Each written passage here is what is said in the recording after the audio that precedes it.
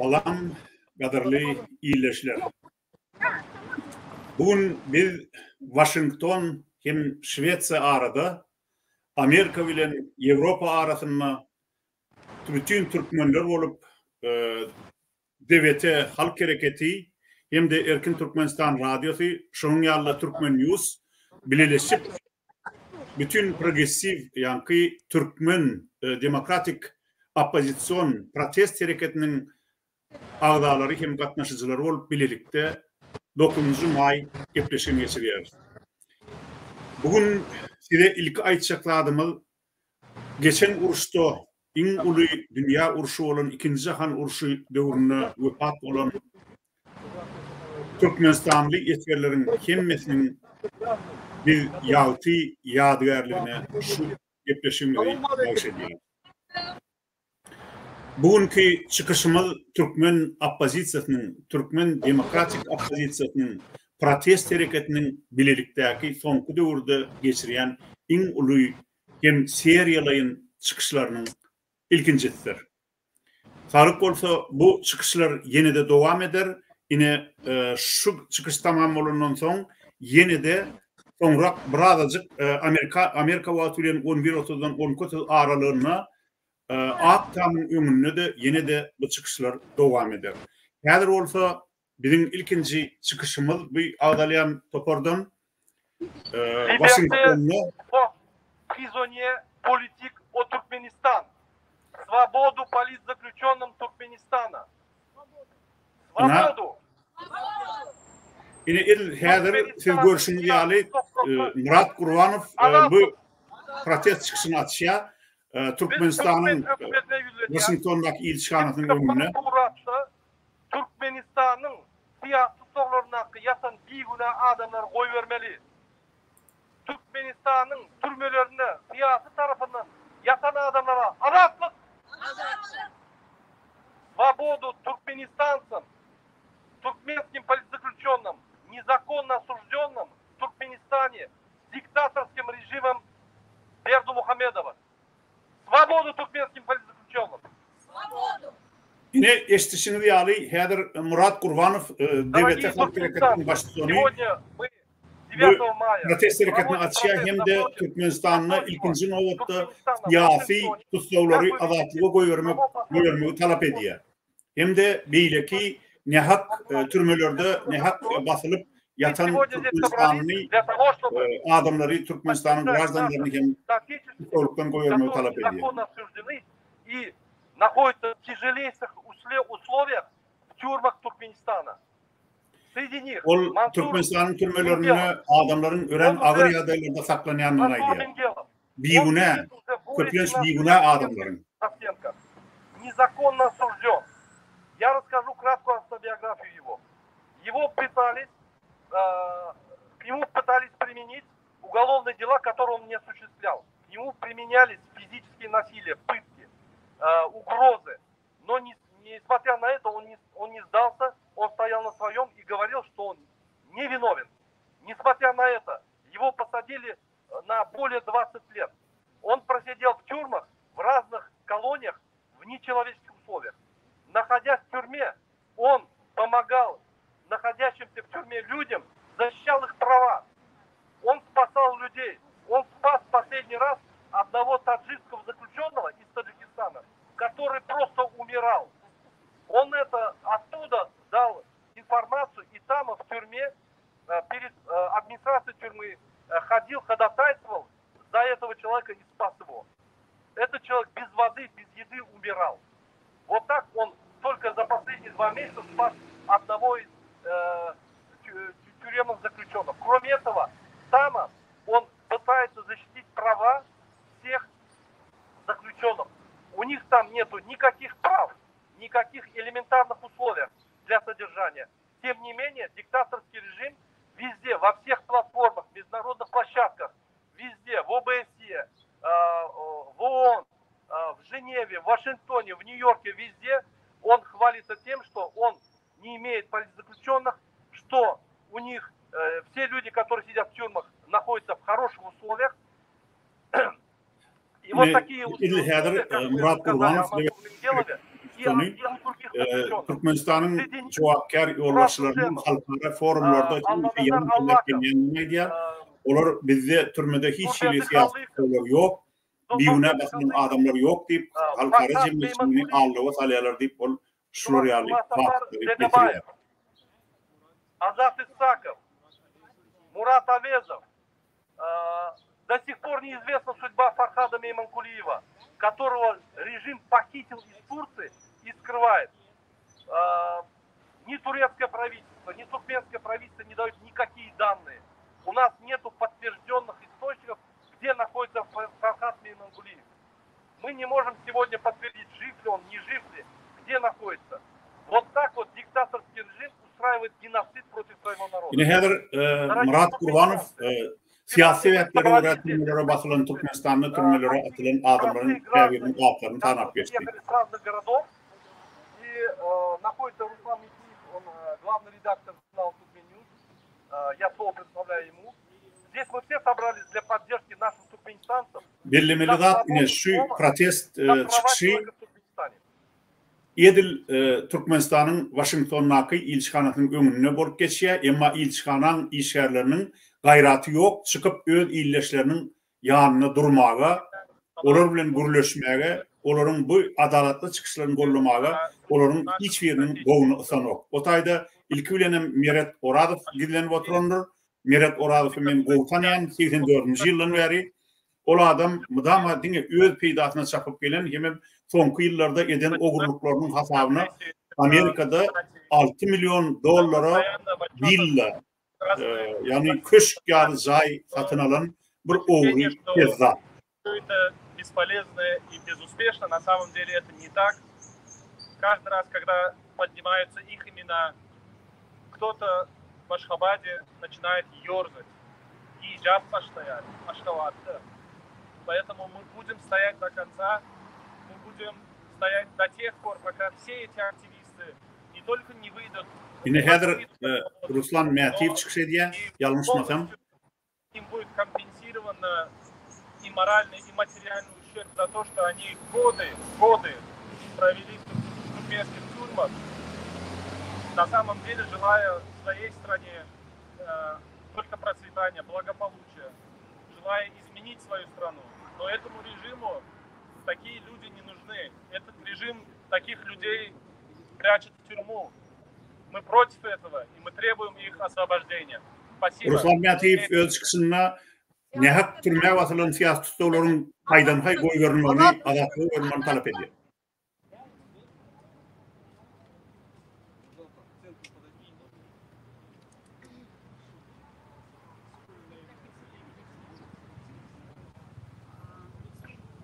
Salam vatandaşlar, biz bugün Washington'da Türkiye'nin önüne miting geçirmeyi makul bildik. Onunla biz siyasette yatan Türkmen aktivistlerimiz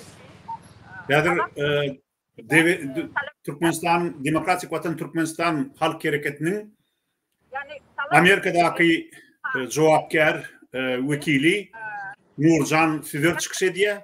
Onun öz çıkışını şu nehat basılan adamların goruğuna bağış ediyor.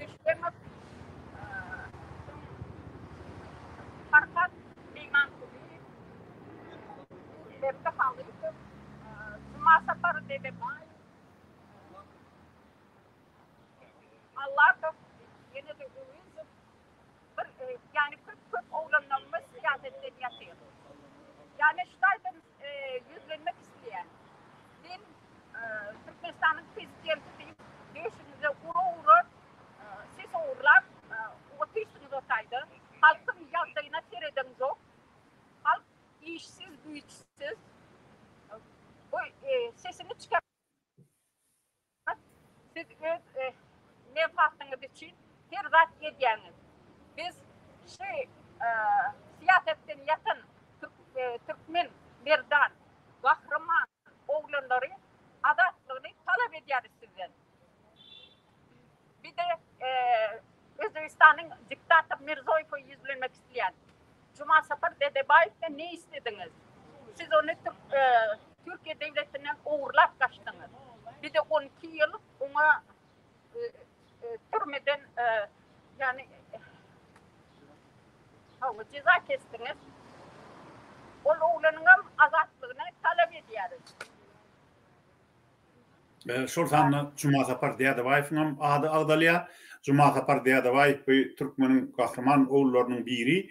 Onu özbek rejimi uğurlap gitti. Türkmenistan'ın bir kanun prezidentine bizim testlerimizi uğurlap bizim Türkmenistan'daki hemme vatandaşlarının testlerini uğurlap öz-özünü saylan Serdar Berdimuhamedov'a yüzlenýär. Yine yine de Murat Kurbanov çıkışı diye Murat Kurbanov bilişini diýýärli halk tarapyndan saylanan erkin Türkmenistan'ın erkin prezidenti Kahraman adını veren öz-özüne milli lider adını ol Serdarlyň kakasynyň birleşip Türkmenistan'a Serdary Yasama prezident edip koyanlıklarına diye. Siz iki tane Berdimuhamedov'un tokumun adamları Türkmen halkının hemme adını yatırdınız. Geleceğini, bakıl durmuşunu, işlerini, onun çağlarının ömrünü, özlerinin ömrünü hemmesini yatırdınız. Şu Türkmenistan'la bir uğurva olsa şunu doğru yatırıp katastrofa ettiniz. Türkmenistan iktisadiyet kriziste. Türkmenistan sosyal kriziste. Türkmenistan siyasi kriziste. Türkmenistan'ın bağlılıkları oğurlanıp daşına çıkarılıyor. 33 yılda diktatörler Türkmenistan'ın bağlılıklarını 250 milyardan 500 milyarda çeldi sattılar. Yöne kıynan bizim aylıklarımız 90. yıldan şuure çeldi. 33 yılda $100 geçmedi. Şu $100 kaldı. O demek Türkmen halkını unutup pullarını uğurlap, baylıklarını uğurlap, öz-özünü övüp, özlerine statü koyup, itlere, pişiklere, atlara, köşkler vurup, özlerine köşkler vurup, kızıldan tuvaletler vurup, halkın üstünden ginası edildiren Kurbanlı Serdar Berdimuhamedov yüzlenýär. Siz utançsız iki sani özüne Türkmen diýilen adam. Siz Türkmenler. Sizin Türkmen kanınızda Türkmençilik yok. Olur yalan öz halkını yigirek olur mu? Olur yalan öz kahramanlarını türmede saklap olur mu? Türkmenistan'da neçe tane adam büyük vatandaşlık uğrunda kahraman olup vefat öldü. Hiçbir ağaçlarını tuttunuz mu? Ne yapacak özümüze kahraman adı verip bütün dünyada özümüzü kahramanlar kadağım deyip tutturuyoruz. Ne yapacak bizim ölen kahramanlarımızı, atalarımızın bircik dedek ağaçlarını aydıp şoları yankı hormat koymadınız. Ne yapacak Türkmenistan'ın parahat asmanı, Türkmenistan'ın parahat günü siz getirdiniz mi? Yok. Son adamlar büyük vatandaşlıkta öz canını vasfeden, öz canını kasteden bizim parahat durmuşumuz için, bizim parahat asmanımız için ölen adamlar yine şoları getirdi parahat asmanı. Şunun için siz bizim ikbalımızı uğurladınız, siz bizim tarihimizi uğurladınız, düzelttiniz. Sizin ağaçlarınız, sizin yankı ataların ağaçları binalara koyuldu. Siz bizim vatanımızı uğurladınız. Siz uğurlu, kezzaplar, bu toran kezzaplar.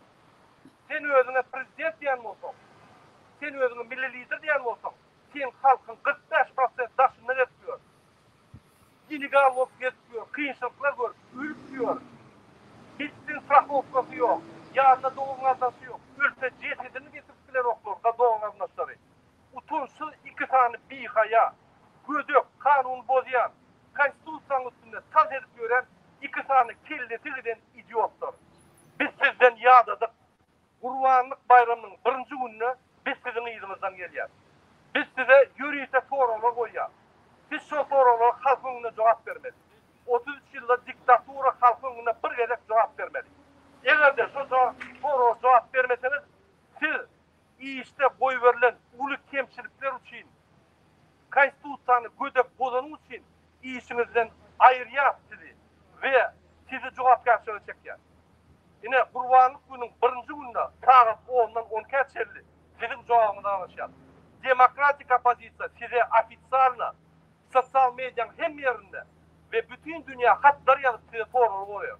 Siz cevap vermeseniz biz demokratik devletlerden yine şunlara cevap verelim. 33 yıldan beri halka genosid edip geliyorlar deyip biz bütün dünyayı yaratıp da Çili işte koy veren ulu kemçiliklerinin için konstitusiyanı gödek bozanın için konstitusiyanı üst gödep özünüzü milli lider statusunuzu alın için kas saylaman özüne kahraman haklarını koyun için biz sizi cenayete çeker.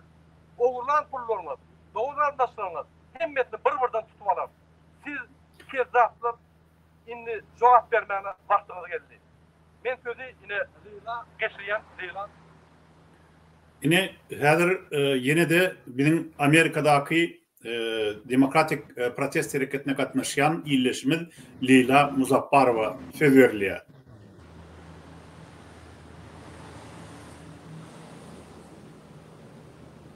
Здравствуйте, дорогие туркменстанцы. Вот мы собрались сегодня в Вашингтон, Д.С. перед консульством Туркменистана. И мы хотим потребовать свободу политзаключенным. Leyla Muzaffarova da öz çıkışını ilkinci Свободу! Novat'ta siyasi tutsaklara azatlık talep ediyor. Политзаключенным! Свободу политзаключенным.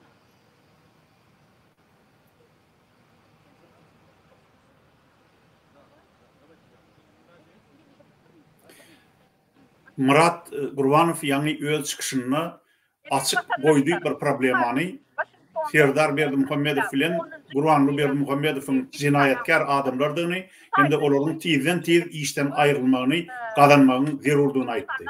İlçkanalar var. Her devletten. Hiç ilişkin yani bir masrıçılık yok.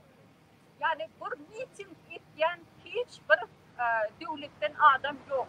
Dine bizim Türkmenistan İçkananın önünde geçirilir. Bu demek ne mi? Biz neylilerimizi bu sayede bildiriyoruz. Sebebi hükümet hiç ili ne söz karşılığını veriyor, hiç ili teklif veren yok. Onun için yani bilmek isteyen onun ödümünü tutun, bizim siyasetten yakın oğlanlarımızın hepsine azatlık isteyen. Talep ediyor. Eşitişiniz ya Nurcan yine de siyasi tutsaklar meselesine siriptir ya öz çıkışını.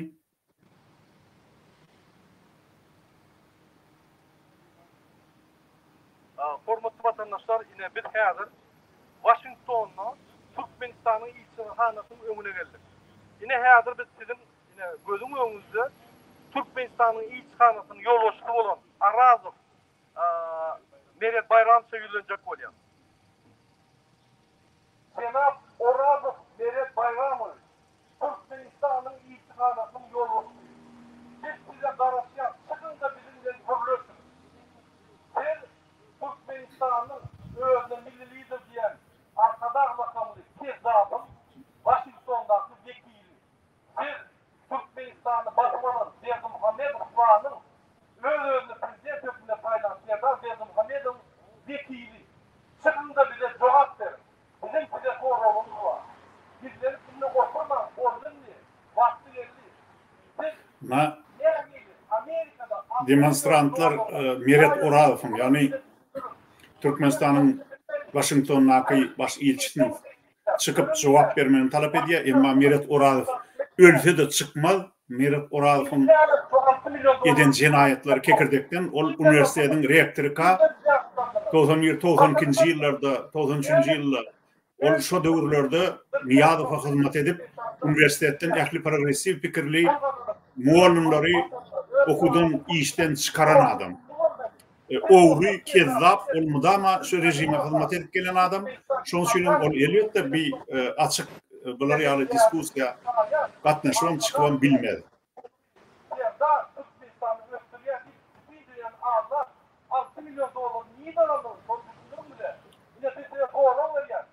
Murat Suat açık koyuyor. Sen niye 6 milyon dolar niyeden uğurlav aldın? Niye de sen ödünü villa aldın?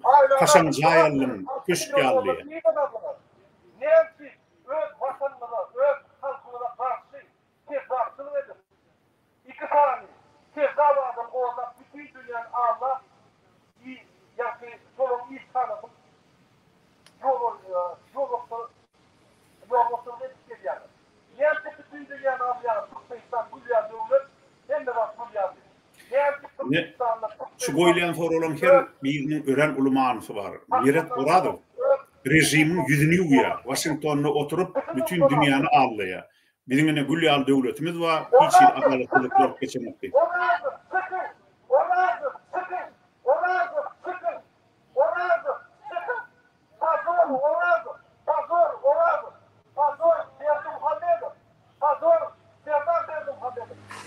Yine emma ölse de çıkıp bilmez ol adamlar. Sebäbi olary bukulup şol döwlet edaralarynyň içinde bukulup oturup halky talamak gerek. Miret Muradow'un şu talançylaryň öň hataryna barýan adam bar bolgan ýyllardan ýaly. İçkanan maşyny bizi kamera alýar. Salamu aleykum. Biz size gelip durun, koşulun bize. Sizem durmuşyňyzy gowuşar, gowlaşyňyz. MKM'de işleseňizem size de watan gerek. Size de döwlet gerek. Size de haklar gerek. Şuliksan kezzap. Yine şu videonam hökman iyi verin. Gurbanly Berdi Muhammedow ve Serdar Berdi Muhammedow. İksan kezzap. Bizim haklarymyzy gowurladylar. Bizim gadyrly illeşler. Şu düşünen ortamı Murat Kadir şu öýe garşylaryna durup gizlenip maşynyň içinden öýelerini video alýan KGB'nin yani MKM'nin işgärlerine bildirýär. Bizim döwletimizi gowurladylar. Bizim watanymyzy gowurladylar.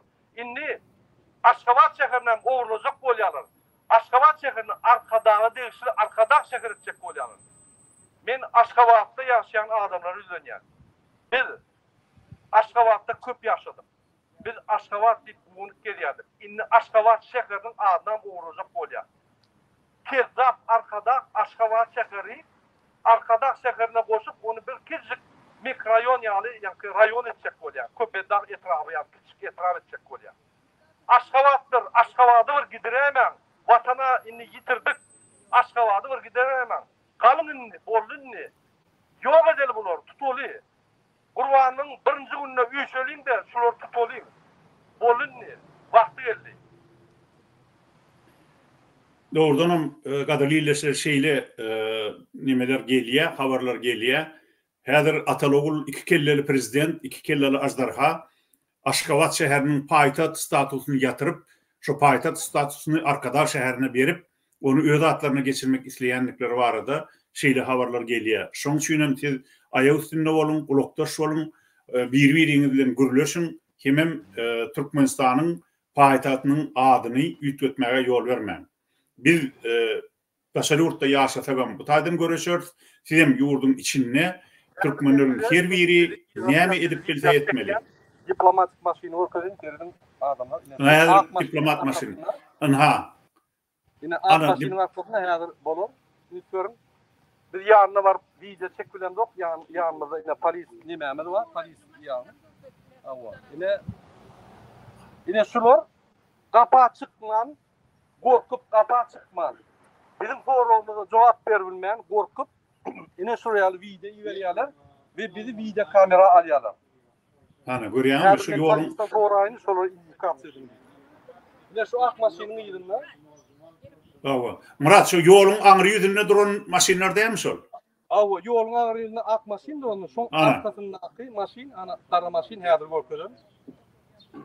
Şu taýda durup, häzir demonstrantlary ana kara maşyn. Ana kara maşyn häzir görünýär.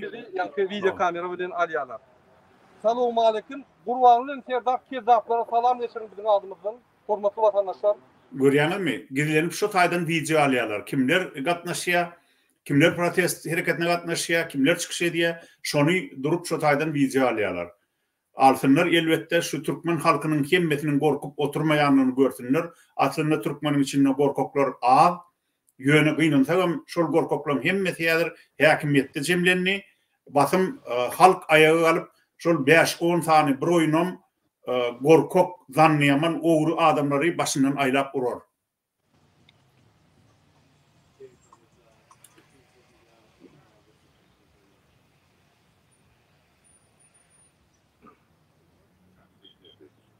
Aujourd'hui, 9 mai en 2024, on est à Washington. Nous sommes ici réunis pour une seule question. Liberté les gens qui sont en prison à cause de leur activité politique. On est ici pour leur soutenir et dire à dictateur, on ne perd pas. Murat yadır Fransız diline kıyskaça yüzlenme bilen çıkış ediyor dünya cemiyetçiliğine. Türkmenistan'daki yağdaylar vurun veriyor. Hem neyem için şu protest demonstrasyanın geçirilenini aydiyor. Liberté et démocratie de nous aider. Adatlı için Aider à peuple hem turc. demokrat için. Nous avons besoin de liberté. Nous avons besoin de démocratie. C'est notre rêve depuis 33 ans. Depuis 33 ans, les dictatures au Turkménistan, ils construisent leur dictature et leur pays. On n'a plus de pays. On n'a plus de droits dans ce pays. On n'a plus de possibilité de travailler. On a un pays qui est quatrième pays de ressources de gaz. On a un pays où il y a le pétrole, où il y a les autres richesses naturelles et les autres richesses minérales. Mais que même... Дорогие туркменистанцы, сейчас коротко я вам расскажу, о чем речь.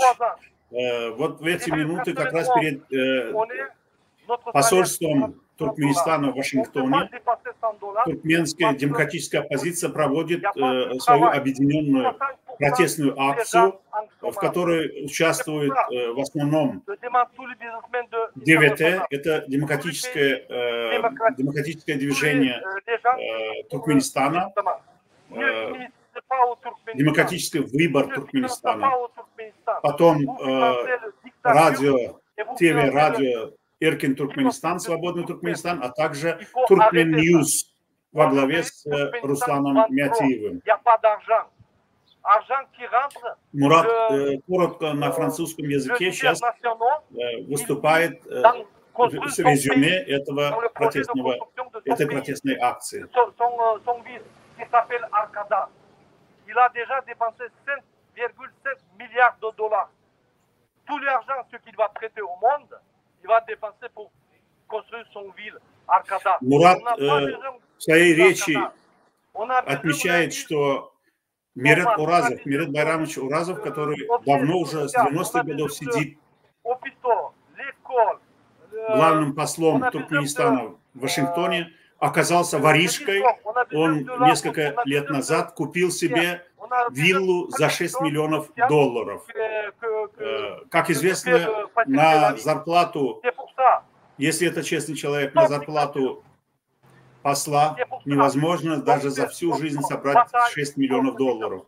Даже если не есть, не пить и не кормить своих детей, все равно невозможно было бы купить за $6 миллионов виллу. Стоп, диктатор, лидер национал Гурбангулы Бердымухамедов. Стоп, диктатор Аркадар. Liberté, le peuple туркмен. Свободу туркменскому народу. Türkmen halkına adatlık, Türkmen siyasi tutsovlarına adatlık, şol talaplar bilen Türkmen demonstrantları çıkış ediyorlar. Незаконно на 15-20 лет за то, что использовали лекарство термодол, за то, что использовали нас, который является нашей традицией. Им дали вместо условных 1-2 года по 15-20 лет. Они не видели своих детей настолько долго, что их дети, когда они уходили, были 80 лет. Они замуж вышли, женились, родились внуки. Люди до сих пор сидят в тюрьме за насвай. Это позор. Yadır Murat Kurbanov Türkmenistan'da adamdan toplanıp tapılan ayıplamalar bilen türmeler uzak mühlet bilen türmelere basılayandan aydiya. Men şunu goşçokladım Türkmenistan'ın rejimi sonku 2 yılın doğamını Türkiye'den hem Orfiyet'ten onlarca Türkmen aktivistlerini uğurlak kaçıp Türkmenistan'ı nehak türmeye bastı. Şol adamların hem bir adatlığa koy verilmeni talep ediyoruz. Это не наши герои. Наши герои погибли 9 мая на полях сражения против фашистов. Наши герои DVT Halk Hareketi'nin haişi bilen Türkmen veteranları Türkmenistan'ı 1 minutluk dımışlığı ilan ettiler. Geçen 2. Cahan Urşunu'na vefat olan kahramanlarca vefat olan Türkmenistan'ın formatına. Hakkını teretken hakiki kahramanlar Berdimuhamedovlar değil, Berdimuhamedovlar hem işe halkın hakkını eden türme başlıkları olup işleyen yaşalar ýaly bir yaramaz işlerde işleyen, halka eziyet veren adamlar, hakiki kahramanlar, ikinci Jahan Uruşuny uruşdular, olaryň köpsi wepat boldy, ençemesi maýyp bolup, ýene de köpleri de uruşdan, agyr uruşun içinden geçip öz watanlaryna dolanyp geldiler. Emma näme üçindir şol adamlaryň arasynda hiç bir uruşmadyk, hiç bir gahrymançylyk görkezmedik. İlki Hamana Niyazowyň kakasy gahrman edilip görkezildi, owry. Hiç wagt uruşa gitmedik. Niyazowyň kakasy ol owruluk edip, urulup, ýenjilip ölen, owrulukda tutulup türmede. Soňa Minhany Berdimuhammedowyň ata-babasy, kakasy, atasy Hamana gahrman edilip görkezildi. Hakuna seretden olamam hiç bir görkezilme gahrymançylygy ýok. Berdimuhammedowyň kakasy ol türme, ayarlaryň türmesiniň başlygy bolup, ayarlylar zorlap, olardan para alyp giden adam. Emma hakiki gahrymanyň ady tutulanok, kim prezident bolsa, şoň obasy oňurlýa, şoňa jaý urlýa, şol ähli Türkmenistanyň baýlyklaryny talýa, şoň ejesi, kakasy, enesi, atasy Hamana gahrymanyny görkezilýär. Emma hakiki gahrymanyň bolsa, ady ýere sokulýar. Атлар tutulunok. Уважаемые туркменистанцы, я сегодня хотел еще выступить по просьбе всех наших граждан Туркменистана, по просьбе здесь присутствующих относительно наших иммигрантов, наших трудовых мигрантов. Туркменский народ никогда не доходил за всю историю своей жизни до такого, что каждый туркмен мечтает покинуть Туркменистан. Каждый туркмен müştahit. Adam rahat yine de bir gatı ağırlı ınzık meselem bolýar. Olam häzir her bir Türkmenistanly diye başarsa Türkmenistanyň öz watanyny çıkyp gitmeýi arzu edýär diye. Şolardy uýlany ýaşaýar diye. O näme üçin? Tebebi her wagtda Türkmenistanyny bary ýurdun içinde 4 milyona ýeter etmez halk gally. Galan halkyň galan bölegi 2 milyonyň gowragy eýem daşynyna. Näme üçin çykýar? Sebäbi adamlar ýurtda ne okap bilýärler, ne işläp bilýärler. Öz maşgulalaryny ipläp bilýärler. Şoň üçin olar Türkiýe, Orsiýada, Belarusda, Ukraina, Amerika gidip istenlik daşary ýurda gidip şol ýerde iş tapyp, gazanç edip öz maşgulalaryny iplemeli bolýarlar. Şoň üçin türkmen şagalary, ýa-da ýünlükçe türkmen şagalary ýene atalaryny görmän ýa-da diňe telefonyny görüp bolýarlar. И преследуют их за то, что те находятся за пределами Туркменистана. Они ставят их в нелегальные условия. Ты, чтобы покинуть Туркменистан... Şaýda ýene bir aýtmalar var. Türkmenistanyň prezidenti diýip, şu prezident adyny göterýän, milli lider adyny göterýän iki tane adam, Atalowul iki kelleli prezident Gurbanly Berdimuhammedow bilen Serdar Berdimuhammedow gençleriň ýalýaglary türkmen immigrantlaryny pasport bermän köseýärler. Pasport beren oklar. Daşary ýurtlarda türkmenler gele gelmäşe legal däl. Yani pasportunun möhleti geçen migrantları öwürlerler. Bu bolsa türkmenleri bütün dünyada gaty hukukly ýagdaýda bolýar. Horlukly ýagdaýa sede bar edýär. Hiç bir döwlet öz grazdanlaryna beýle zabun, beýle bir ýetim çemeleşenok. Men aýtjakladym, Gurbanuly, Serdar, siz bir zada düşünün. Siz ekläp bilen zok şu halky. Siz Türkmenistanyň ýaşlaryna ne okumagy mümkinçilik berýäňiz. Ne de gazanç etmäge ýurtda. İş ýok, okuw ýok. Açanda adamlar öz başyny çarap daşary ýurtlara çykanda da öz maslahaty eklerine ýa okuw ýerine de olar illegal, ýani legal bolmadyk migrantlara öwürleýärler. Şunu edýän siz iş başaramzok. Siz bileňzok nähili işlemelini. Siz Türkmenistany öz ataňyzyň milligidir öýdýäňiz. Şoň üçin tizrak gidin siz şu oturan ýeriňizden. Ýol ham oňurlugyň üstünden barmarsyňyz. Siz Saddam Huseyniň, Muammar Kaddafi'den ýa-da Nikolay Çavuşeski'den erwet ýagdaýa düşýärsiz. Siz Türkmeniň degnatyna degdiňiz. Siz ýogsa özüňiziň bitirmeli işinizi, çigidin çeti ýaly şu wiripeňde düşünenňizde ýa-da beýleki ýurtlar öz halkynyň eline bir pasport berse herwetine, siz iki pasport bermeli. Siz halkyň eklenmegini gurnap bilen halka iş tap berbilen iş ýerlerini açandy. Şoň üçin Siz akına teretsen, her Türkmene 2 pasporttan vermeli. Şu birden bir pasportunuzun wagty geçäýse, ya ýitiräýseniz ikincisine şunun biz berýäs diýip. Elbetde men bunu değişmek görünüşünü aýdýan, içim ýanyp aýdýan. Ýöne siz şular ýaly Türkmen agryadaýa salýaňyz. Daşary urtda haýsy Türkmene duşdan, ýokman pasportunyň wagty geçen, ýokman agry ýagdaýlara sede bar bolýan Türkmenler. Siz näme üçin öz halkyňyzy beýle ýagdaýa salýaňyz? Siz näme üçin Türkmeni beýle kemsidýäňiz, horlaýaňyz, dep bilýäňiz? Sizde ar namys barmy ýa-da ýok? Ine häzir şu demonstrantyny goýan sorolary şol. Рядом коррупционная система, которая управляется телефонным правом, прямыми указаниями. Никто на Конституцию не смотрит. Если Сердар Бердымухамедов, президент Туркменистана незаконный, который украл наши голоса, официально собирает Совет Безопасности и говорит: делайте, что я вам говорю, никто за нарушение Конституции вас спрашивать не будет, кроме меня, я вам даю полный зеленый свет. С этими словами, с этим человеком, как можно строить нормальную страну? Как можно с этим человеком думать о том, что наше прекрасное будущее наступит? Yine şu an Murat Kur'anov ülkeline bir fakt aýdýar. Olan Serdar Berdimuhammedowyň Türkmenistan Gowşuluk Sowetini ýygnap, men näme diýsem şonu ederdim. Hiç bir konstitusiýada bolmaz, kanunam bolmaz, men näme diýsem şu kanun bolar diýip, şolary al buyruk berýänini aýdýar. Bu bolsa elbetde öz Gowşuluk Sowetinde şeýle çykyş etmek, öz Gowşuluk Sowetiniň, ýurdun Gowşuluk Sowetiniň adalarını şeyle buyruk vermek, bu barıp yatan cinayet, akmaklık. Эти вопросы будут отправлены во все государства, во все посольства, находящиеся в Туркменистане, во Франции, в Германии, в Америке, чтобы весь мир знал, что туркменский народ требует ответов на поставленные вопросы. За 33 года один раз режим должен ответить перед народом. Почему у нас нету конвертации? Почему туркменский монат, национальная гордость нашей страны, ничего не стоит, превратилась в фантики?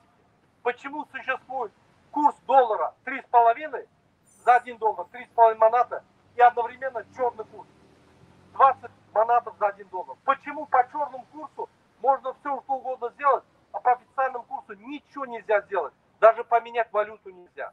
Почему родственники Сердара и Гурбанулы Бердымухамедова меняют валюту по 3,5 доллара, а наш народ не может поменять? Почему те люди, которые выехали из страны, родители работают с зарплатами с учетом конвертации 3,5 доллара, получают, грубо говоря, 60-70 долларов, не могут отправить деньги по официальному курсу для поддержания своих студентов, своих детей? Почему Туркменистане нет интернета? Почему нам запретили доступ к свободной информации? Почему Туркменистан bu meselede payitahtaki ilatalar bilen vilayetlerdeki halkın arasında bunu tapawut badığını, vilayetlerden okuyan studentlere kemsidici ýagdaýda az pul geçiren edip koýanlyklaryny, umuman vilayetleri edýänligini, Aşgabatyň payitahtyň kümsüklük bilen hemme taraplaryny edýänligini aýdýar. Нельзя защитить свои права. Почему в Туркменистане безработица более 60%? Почему в Туркменистане статистика вся ложь? Почему в Туркменистане официально показывают, что проживает 7 миллионов человек, на самом деле не больше 3 миллионов? На все эти вопросы режим, в частности, Сердар Бердымухамедов, гарант Конституции, должен ответить.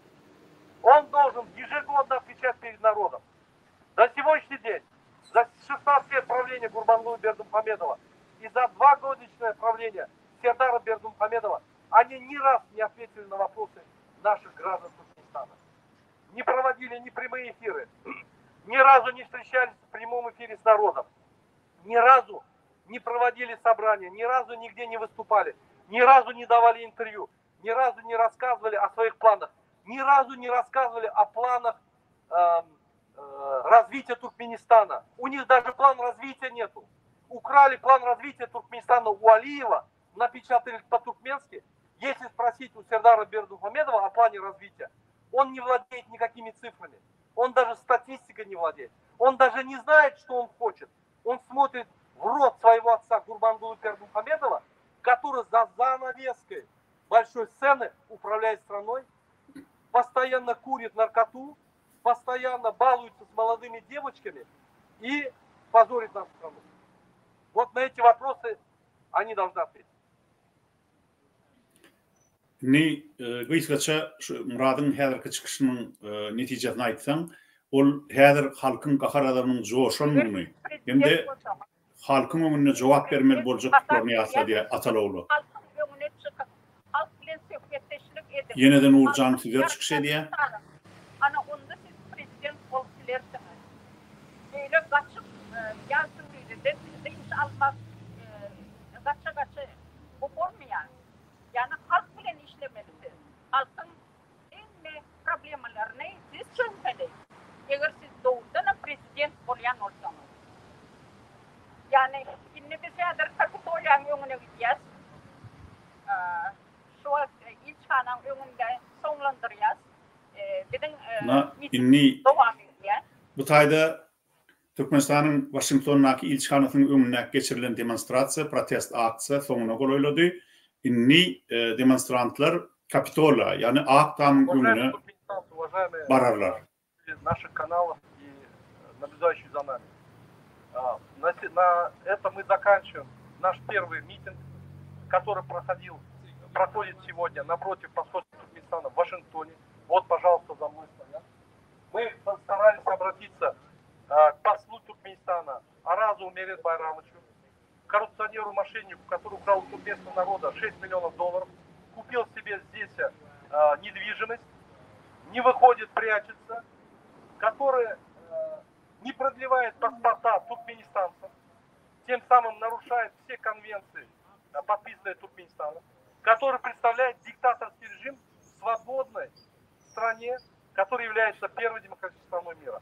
Umuman Türkmenistan'ın ilçhanalary her bir Türkmenistan'ın grazdanynyna berilmeli pasport sistemasyny düzgünlerini bozup olar onu öz jüb benefitler üçin kullanýarlar.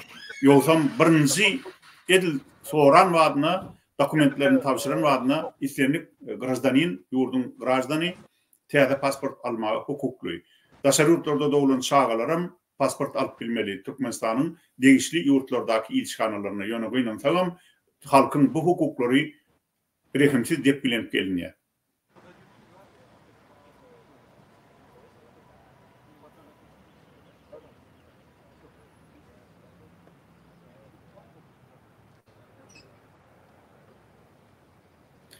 Ona häzir ekran öňünde siz Ruslan Mätiýewi görýäňiz, Türkmen News habar agentliginiň ýolbaşçysy. Ruslan, aýtjakladyň barmy? Hemmäňize salam, gadyrly adamlar, watandaşlar. Biz bugün Washington şäherinde Amerikanyň Birleşen Ştatlarynyň paýtagtynda miting geçirýäs. Men bu ýerek öz işlerim bilen geldim. Yani paxta kampanyasının işleri oyuncu. Onun ildeşlerimizden öňünden gürleşdik. Şu Washington'daki ilçhanasının öňünde bir piket protest geçirildi. Şol pikiri gördük. Ýygnaşdyk bugün. Öz ýüregimizdäkini aýtdyk. İlk başta bizim halkymyzyň hak hukuklaryny talap etdik. Tutsawlukda bir kanun ýatýan bir kanun oturan ildeşlerimiz var. Yani Mansur Mingilow, Nurgeldi Halykow, Murat Düşemow, Allamrat Korkanow, Murat Ovezow ve beýlekler şolaň azatlyklaryny talap etdik. Şolaň azatlyklaryny isledik. Gynansak da ilçin özü biz bilen görüşmedi, daşaryk çıkmadı. Belki aýtmana zat ýokdur, belki utanýandyr, belki başga bir sebäpden çıkan ok. Ýöne her sapar şeýdip çıkanymyzda, her sapar şol tutsawlaryň atlary çykanda Aşgabatyň bir kunjeginde biri giýjap başlaýar. Bu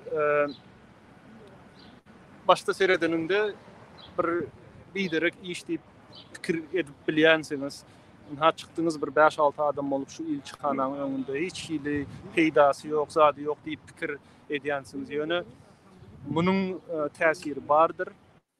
Aşgabatda da sine diyorlar. Edil şu vaktimiz seyrediyendirler. Yani YouTube efirimizi, yayılımımızı. Az olsa da işlerimiz küçük olsa da tesiri var. Elbette şoları yetirecektim. Akbil Sapar, söz sizden. Köp sağ ol Ruslan, gatı doğray diyen, elbette bu edilen iş ağır adam olup edilse de ulu iş. Kiçi iş değil, gatı ulu iş. Sebebi bu translasyon, bu haberler bütün dünya yayraya, bunu gerekli idareler, daşarı yurtlar, demokratik devletlerdeki gıdıklanan ehli gromolar, idareler öğreniyor. Hem de bunların rezümeleri hat görünüşünde de bir tarafından türlü idarelere iyi veriliyor. Şular ýaly protest aksiyasyndan bolup geçenini. Hem meňe köp sag bolun şu protest aksiyasyna gatnaşanymyz üçin men ýene bir ýerde aýdýan gadyrly illeşler bu aksiýa Demokratik Watan Türkmenistan ýani Demokratik Wybor Türkmenistan halk hereketi onun Türkmen News hem de Türkmen TV radyo kanalı tarafından bilelikde burnurlu. Hem de protest hareketinin aktivistleri bilen birleşip geçirildi. Köp sağ olun. Sizem sağ olun. Şunu aýtsam, ýene bir ona gol aktivist gatnaşjakdy şu bizinki bugünkü çäremize ýöne ýa-da howpsuzlyk şertleri sebäpli olar ýagny ruh taýdan biz bilen şu taýda eger ýa-da fiziki bärde däl bolsa da bizi gollaýarlar. Beýnansak da ýagdaý şolar ýalyk eger sen öz ýüzüňi yapmany därik gelsen aňyrda hemme kiçiň hosarlary bar, ýene atalary bardyr, garyndaşlary bardyr, doganlary bardyr. Her kim şolary alady edýär. Ýene şol sebäpden biz bilen bugün därik gelip bilmediler. Ýöne ruhy taýdan olar biz bilen biz az däl, biz köp. Ellerinize sinedenimiz üçin sağ olun. Köp sağ olun.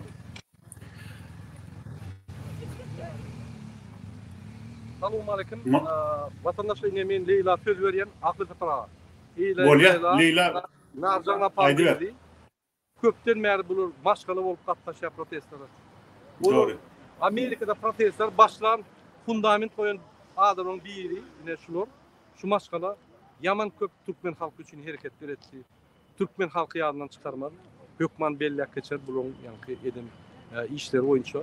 Ne häzir şu Narjan apaň maşgalatynyň wekili Leyla ne geldi protesta öz jorary bilen. Leyla aýdyber.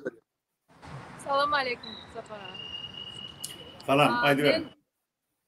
Men bizim vatandaşlarımız türmede yatan vatandaşlarımıza yüzlenesim gelýär. Biz sizin bilen мы поддерживаем вас, мы все вместе, мы с вами, не сдавайтесь. Türkmen halkına bizden yani birazrak hayrat edin, bizim bilen bile bolun. Жума Сапар'ın suratını ýokarrak kaldır görköz. Leyla, padimi немножко вот Жума Сапар ana olum neme Farhat yine şu siyasi sebepleri oraya tutulukta yatan Türkmen yiğitleri biri Özbekistan'a, biri Türkmenistan'a, başka da oğullar şu bizim aktivistlerimiz oğurlanıp ekidilip türmelere salındı. Biz şolun hükman gurrunsiz, hiçbir şertsiz azatlığa koyulmalarını talep ediyoruz. Talep ediyoruz. Sağ olun Leyla. Protestlarımızı Kapitolya tarafa yürüyoruz. Görüşürüz. Bolya, sağ olun. İnni kadarlı illeşler tehel wagtdan bir protest hareketi Washington'a Kapitolya yani Aktam'ın önünde devam eder. Yine bir gedik salam vatandaşlar. Yine Nurcan Süzer bir devletin Amerika'daki cevapkar vekili. Sağ olun yine de söz verdiğiniz için. Halkım korkma. Öz haklarımızı talep etmeye hiç korkma. Inni olur halkına seyreden oklar. inni bizden gedegmen. Halkımızın taleplerini biz öňe süreceğiz. Yani onların ne diyeyim? Aydınlarını, nehil cebir çekkenlerini, yurt dışında da bulçuluk edip, her hiç hili bir yağday, bu yağdayda yaşaman, korkup taksileri minip, hatta o taydanım alıp deport etkenler. Bir giden bizim vatandaşlarımız, bir göz kıyına yağday. İmkan bizim prezidentlik otuyup hiç halkına seyreden oldu. Son vermedi. Az kaldı, son verilecektir. Gökman. Köp sağ ol Nurcan. Size köp sağ olun. Gidin de hazır Kapitolya gideceğiz. Bolya. Murat ondan neme? Tamamladı kaydı. Mesela bizim kahraman gıylarımızı görküzeyim. Aha, bolya. Yine. Yürüyüte geldiler. Sağ olun. Bolya. Birinci hazır mitingimiz geçti. Nezip bolsa biz hazır yörak gider. İkinci mitingler. Yine bizim polislerimize, Amerikan polislerine merci beaucoup. Yine sağ olsun ayttık orada söyleme. Yine MHM polis kuluklarına ülönyen. Gördünüz mü? Arada yazdık. Avtomat yağdaydı bize ruhsat verdiler. Biz yararlı değil. Biz hiç saat bozamız o. Kanunların tertibini yankı hormat koyuyor. Polisler geliyor, gülüşüp bizim yanımızda doğup. Yine ilk kanan nemeti, yine security çıktı nemediye. Yine bir yerde MHM kulluğu bizi video alıyor. Türkmenistan'da da protest edeli. MHM kulluğu video alsın, kim yararlı çıktı ya da bir sevuşta daysa, aksinden görünüyor. Yani bizim bu hakkımız. Neyse biz Amerika'da öz haklarımızı koruyup biliyor. Ulanıp biliyor. Amerika yat devlette Türkmen haklarımızı koruyup biliyor, ulanıp biliyor. Neyse Türkmenistan'da öz yurdumuzda, ata mekanında, bizim doğulan yerimizde, bizim ata bağlarımız saklak gelen devletimizde düşün edilemiyor. Murat, men şuýda bir zat aýdaýyn. Şu wagt biziň daşary ýurtlarda öz hakymyzy gorap bilmegimiz, geljekde şol Türkmenistanda da gorap biljekdigimizi görkezýär. Ol wagt geler, ol gün geler. Onda näme? Hakykata program. Häzirlikçe efir ýapalyň. Bolya. Yapsatyn edin hyzmatyňyz üçin Türkmen halkyna. Halkymyza sağ bolun köp ine galyň indi turmaly biz. Galyň diýip hemmesi galyp bilmez. Düşüp bir maý, bir ýagdaý ýok, bir ýene bir. Ýöne halk bolup bir içinde edermen adamlar bardyr. Insaply, medeniyetli, adaletli isteyen, adaletsiz ýagdaýdan ýadan, ine şol adamlar ýa, goşuň bize 1% adam gerek. Bütün halkdan 1% adam bolsa, bu gaçyp gidiyor. Biz alybam yetişmeýär. Soň köwlep tapar solar.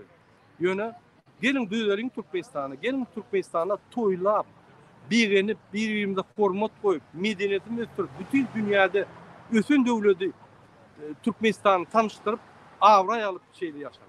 Erkin yaşamak. Yazıcılarımız var, bizim şahirlerimiz var, muzikantlarımız var, medeniyetçilerimiz var, bizim Türkmen halkının edebi yankı mirası var. Deptesuları, mirasları var. Hemme zat var. Bilimlerimiz var, okullarımız var, çağlarımız var. Hemme zatımız var.